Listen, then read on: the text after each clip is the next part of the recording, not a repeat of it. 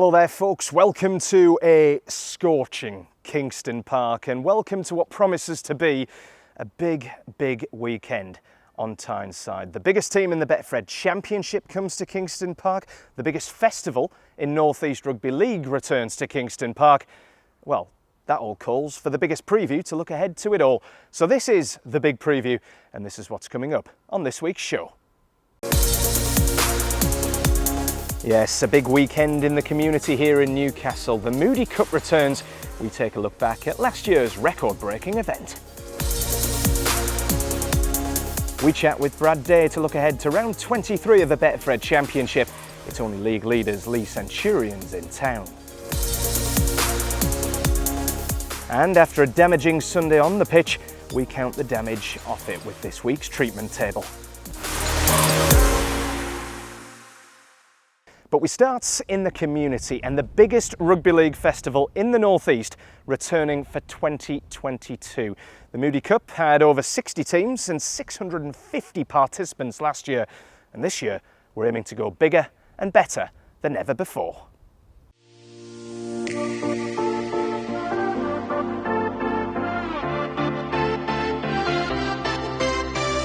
Yeah, so we've been running a festival for the last few years, and we linked up with Moody in 2019. We had a large festival, massively successful. So we're back with a year off in 2020, but we're back bigger and better this year.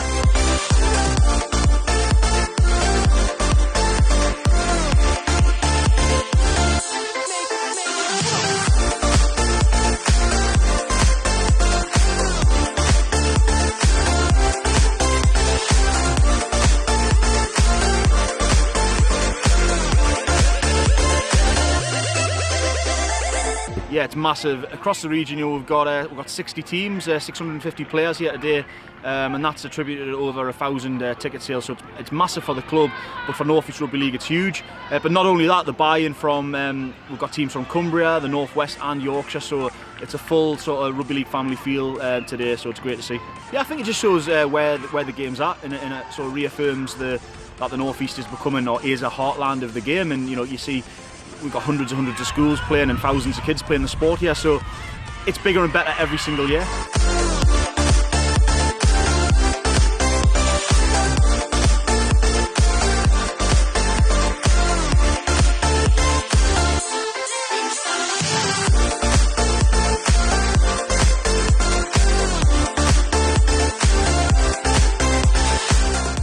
It's just giving kids an opportunity.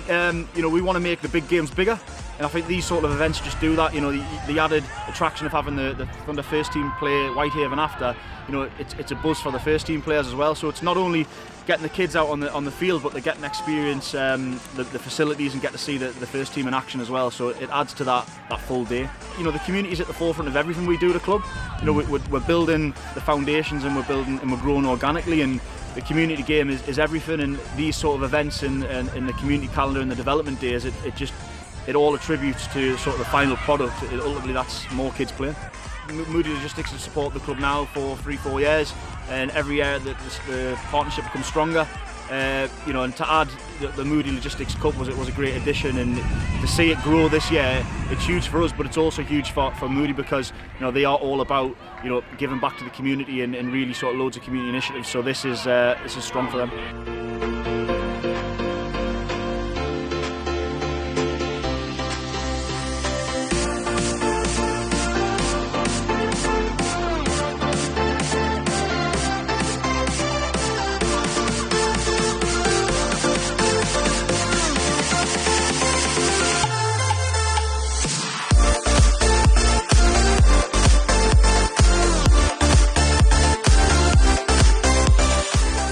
Find some more grass. No, it is. It's every blade of grass is taken, but there's always ways you can make it bigger. And next year we'll learn from lessons from today of how we can improve and keep improving and making it bigger and better.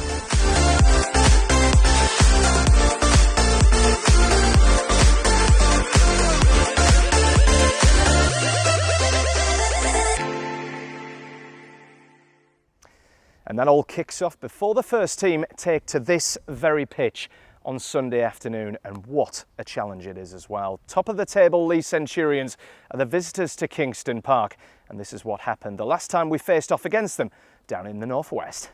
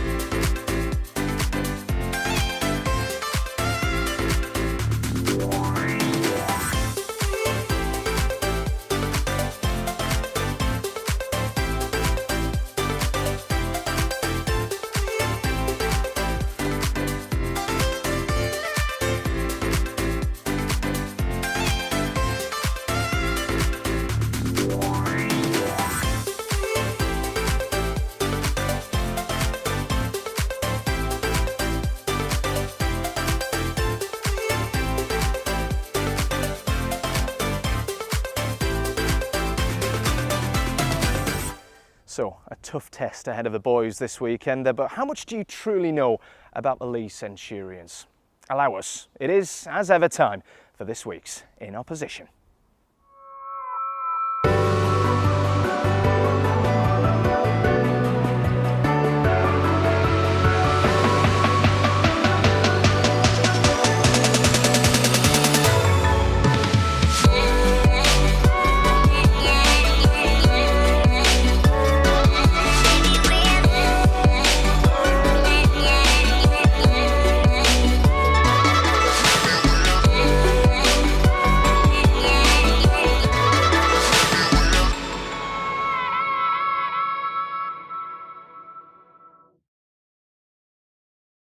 Roll, it's fine.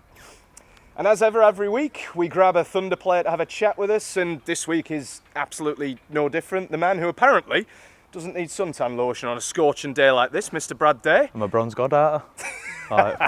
Is this what you've been told? Yeah.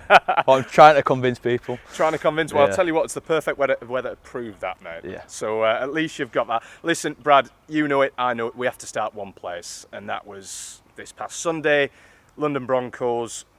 What went wrong? Well, what went right? It was a bit of a tough game, wasn't it, for us? They were a hungry side, and they probably got the better of us. You know, the enthusiasm what they had and things like that, and probably caught us off a bit off guard. We will be working hard this week, and we know it's not acceptable as a group. There's been probably too many of them this year. We seem to be struggling backing up games and things like that, and we are looking at that internally and trying to work on something what's going to push us on each and every game. But be assured that we are working his best, and we're doing everything in his power to to get the wins. I was watching you when you came off, and obviously after a result like that, you're never going to have anyone smiling after it. But what was the dressing room atmosphere like at full time? Was it one of anger? Was it one of pure frustration? Was it just sheer disappointment? What was it? Yeah, probably deflated, to be honest. Obviously, London, how they've gone on with the season and things like that, and as past performance, we were hoping for a really big one, especially after the York game. I thought his effort in that was great, and then to be a bit short this weekend, you know, were very disappointing. You know, everyone's upset and hurting at this point, but obviously it's just about how we bounce back, because now we've got a big game this weekend against Leigh. A lot of fans afterwards, and after the Dewsbury game, I suppose, as well, were kind of asking, what is the plan? How are Thunder wanting to play? So, what is the plan? How are Thunder wanting to play at the moment? Well, as the season is now, you know, we can't get into the playoffs, but how we're doing it is we're just taking game by game. I know it's very cliche and whatnot, but as a group, what we are, and that's what we need to do. We've been, you know, we've had quite a few injuries through the year, and spine's been different quite a lot, and as team in general as well. So we just need to try and get some continuity and trying to take it into next season, build as much as possible as we can, and try and get some really good, strong combinations. I suppose looking at the positives, they always say that the most lessons can be learned from defeat rather from victory. What lessons can be learned from Sunday? Yeah, exactly. It's you know, when you're losing and everything's scrutinised, when you're winning, people, you know, tend to paper over cracks and stuff like that. So I think we need to be on every game, mentally as well, that is, and just make sure we can't be out infused. You know, give his effort, give everything, because that's what people want to see. And I think sometimes we're a bit short on that. And obviously, you know, we're working on other stuff like a skill and everything like that, which is on the field. But I think if we switched on mentally, that'll be a big help. Obviously, one of the biggest news this season was us going full time here at Thunder, and a lot of people will be asking the question, you know, we're playing part-time outfits. As a full-time outfit, looking at it very, very simplistically, we should be doing a little bit better. How much of a difference has the full-time model made, do you feel, or is there a lot of improvement to be done in terms of adapting to the full-time model as it stands? Yeah, I do think it sounds great from an outside perspective, saying, oh yeah, you're full-time and all that carry on. But there is a big change in that. A lot of people are being part-time and then they're going full-time, so then there's a different load aspect of it. So it's a lot of adapting and things like that, what people, like staff-wise and players, need to adapt to. And I think we are getting to that point now where we're understanding what it is to be full-time and what we need and whatever else. And, you know, we will be better for it. It is a transition year, but, you know, we'll stand us in good stead.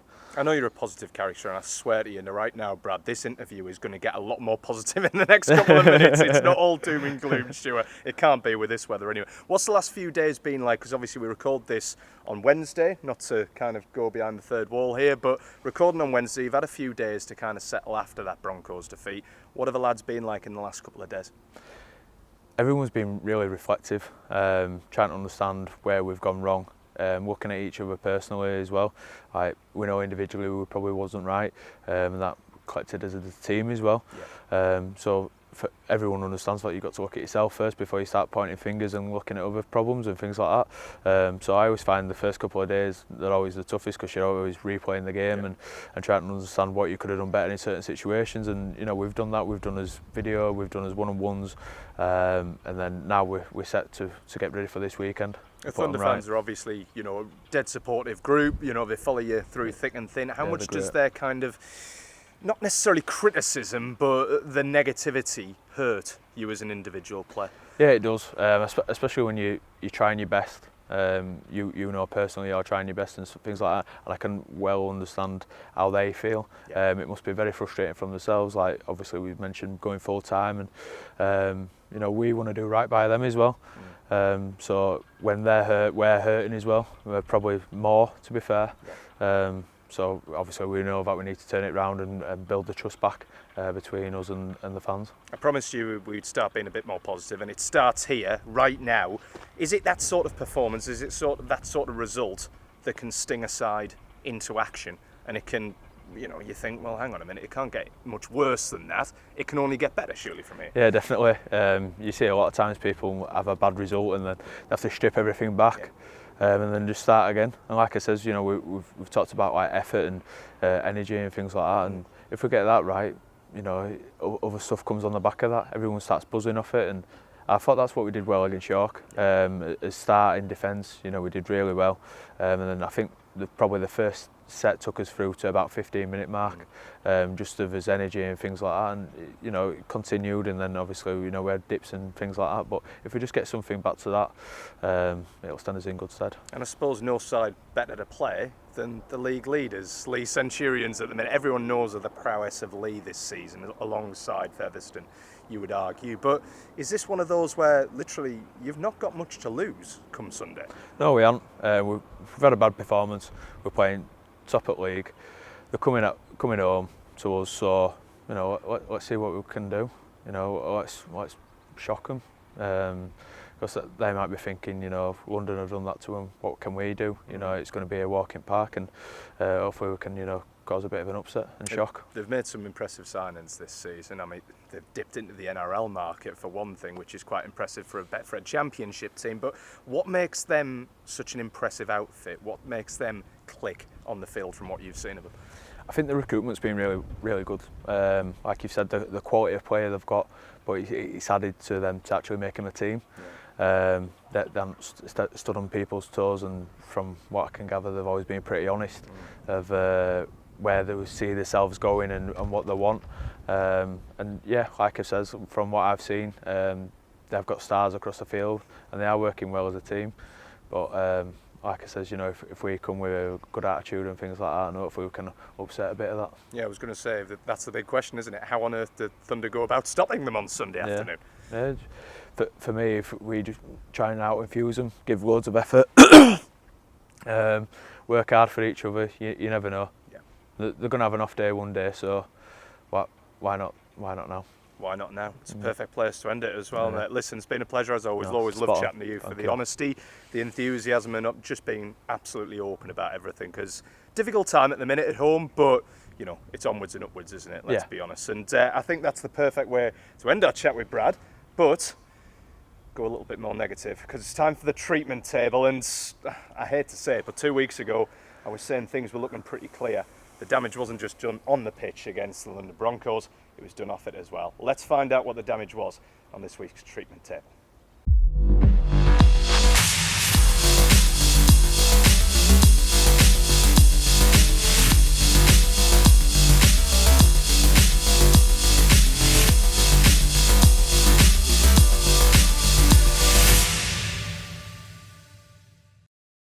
Hi, my name's Paul Miller, I'm the head physio at Newcastle Thunder. Welcome to the treatment table. First up we've got Jack Johnson. If you've seen any of the press or any of the interviews that he did on Premier Sports, you'll have heard the story about his ruptured favourite left testicle. Unfortunately he's going to be out for the next few weeks. Hopefully we'll see him back before the end of the season. Next up we've got Jake Shorrocks. He's going to be missing for us, as you saw against London. He'll be missing again this weekend. He picked up a little bit of a rib injury at Summer Bash against York, that made him kind of come off the field. It's settling, he's still quite painful, but he's coming along nicely. He's started in a little bit of movement, a little bit of weight, so hopefully get him back over the next kind of few games or so. If you saw the game against London, Ollie Roberts came out of the game with a little bit of a hamstring injury. He's currently at his, I think it's his sister's wedding across in Cyprus, so we're going to catch up with him when he gets back, and then get him firing on all cylinders and get him back as quick as we can. So in the London game we also picked up an injury to Dan Coates early on. He had a little bit of a subluxation of his patella, so he's currently in a brace, and we're managing that quite nicely with some cryotherapy and some muscle stimulation just to keep him firing as he's going along. And last but not least we've got Jesse D, who's been out for quite a while now. He's coming on really well following his shoulder surgery. We're probably not going to see him again this season, but we should get him firing on kind of all cylinders for pre-season, looking into next year.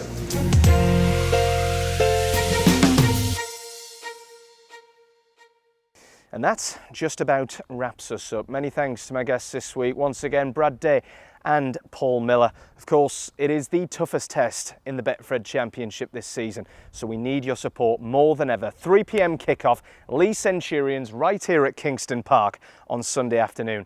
We hope to see as many of you down here as possible to get behind the lads. But for now, I've been Andy Sixsmith. This has been the Big Preview. We'll see you shortly.